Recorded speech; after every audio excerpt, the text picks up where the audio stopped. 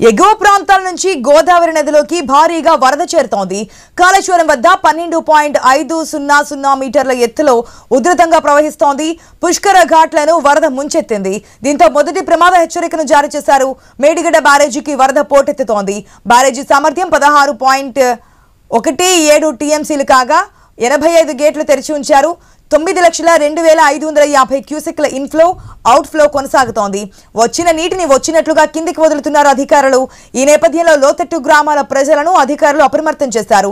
చేపల వేటకు వెళ్లేవారు, పశువుల కాపరులు, రైతులు జాగ్రత్తగా ఉండాలని సూచించారు.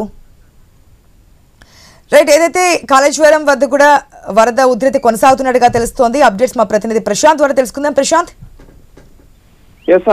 గత వారం రోజులుగా కురుస్తున్న భారీ వర్షాలతో గోదావరి నది ఉప్పొంగి ఉగ్ర రూపం దాల్చుతున్న పరిస్థితి ఉంది. తెలంగాణలో ముఖ్యంగా ఇటు ఉమ్మడి ఆదిలాబాద్, ఉమ్మడి వరంగల్, ఉమ్మడి ఖమ్మం జిల్లాల మీదుగా ప్రవహించేటువంటి ఈ యొక్క గోదావరి కాళేశ్వరం వద్ద ఉగ్ర రూపంలో ప్రవహిస్తున్న పరిస్థితి ఉంది. దీంతో ఇప్పటికే అటు ఇరిగేషన్ శాఖ అధికారులు కాళేశ్వరం వద్ద ఉప్పొంగి ప్రవహిస్తుండడాన్ని మొదటి ప్రమాద హెచ్చరిక కూడా జారీ చేశారు. అటువైపుగా ఎవరు కూడా పశువుల కాపర్లు కానీ, ఆ చేపల వేటకు వెళ్లే జాలర్లు కానీ ఎవరు కూడా అటువైపుగా రాకూడదు. అక్కడ నడిపేటువంటి పడవలు కానీ, అటు స్టీమర్లు కానీ అందరూ కూడా నిలిపివేయాలని చెప్పేసి ఈ యొక్క మొదటి ప్రమాద హెచ్చరికను జారీ చేశారు. దీంతో అయితే అక్కడ కొంత హై అలర్ట్ కూడా ప్రకటించారు. కాళేశ్వరం వద్దతో పాటు ఆ పుణ్యస్నానాలకు ఆచరించే వాళ్ళు కూడా, అక్కడ పుష్కర ఘాట్లకు వచ్చేటువంటి వారు కూడా సెక్యూరిటీ మెజర్స్ పాటించి మాత్రమే పుణ్యస్నానాలు ఆచరించాలని కూడా చెప్పుకున్నారు.